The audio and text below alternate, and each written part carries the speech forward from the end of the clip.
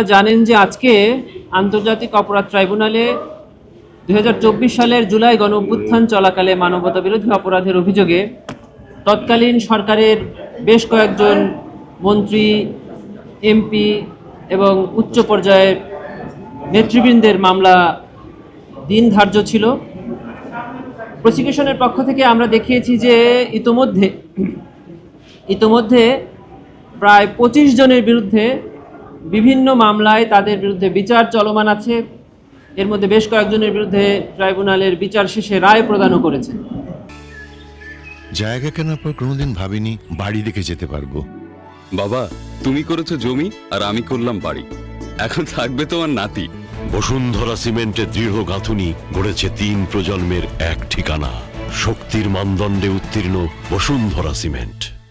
Bashundhara cement, প্রজন্মের বন্ধন। আর 13 জন আসামির বিরুদ্ধে তদন্ত এখন অব্যাহত আছে। তার মধ্যে বেশ কয়েকজনের বিরুদ্ধে তদন্ত প্রতিবেদন আমাদের হাতে আসছে। আমরা তদন্ত প্রতিবেদন যাচাই বাছাই করে ফর্মাল চার্জ প্রস্তুত করছি।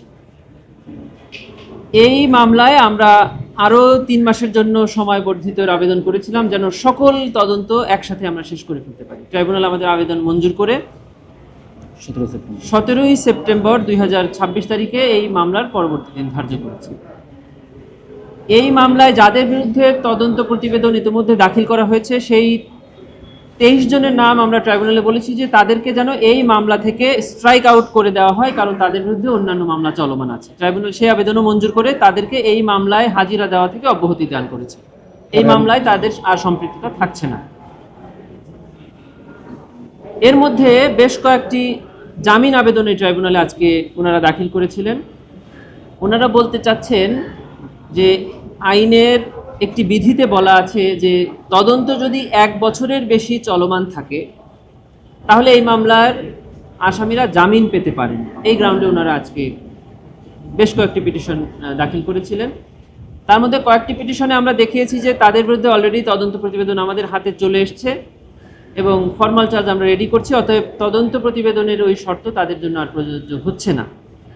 আরও কয়েকজনের বিরুদ্ধে যেটা জামিন আবেদন ছিল, তাদের তদন্ত প্রতিবেদন আমরা এখনো হাতে পাইনি।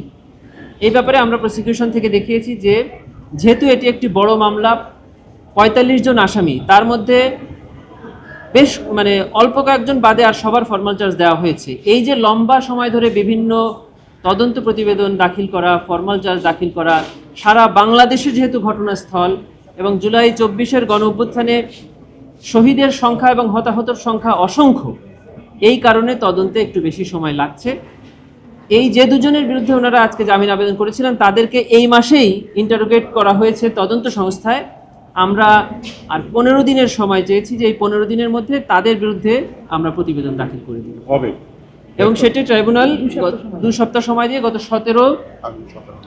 আগামী 17/9/2026 তারিখে এই জামিন আবেদন শুনানি অথবা তাদের বিরুদ্ধে তদন্ত প্রতিবেদন যদি প্রস্তুত হয়ে থাকে সেটা দাখিলের জন্য সময় নিতে হবে।